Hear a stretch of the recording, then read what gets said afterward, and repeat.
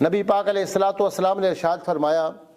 حضرت صوبان روایت فرماتے ہیں، ثلاث لا یحل لأحد ان یفعلہن، کسی بندے کے لیے یہ جائز نہیں ہے کہ 3 کام کرے،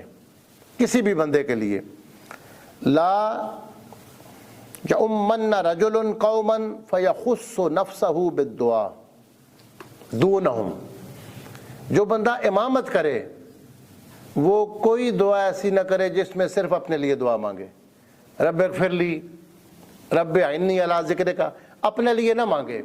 بلکہ جمع مانگے، اے اللہ ہمیں بخش دے، اے اللہ ہم پہ مہربانی فرما۔ جب وہ امام بن گیا ہے تو اپنے ساتھ قوم کو بھی شامل کرے۔ فرمایا اگر وہ ایسا کرے گا، صرف اپنے لیے امام دعا مانگے گا، فقد خانہم، اس نے اپنی قوم سے خیانت کی ہے، اپنے مقتدیوں سے خیانت کی ہے کہ جماعت کے ساتھ نماز پڑھی اور صرف اپنے لیے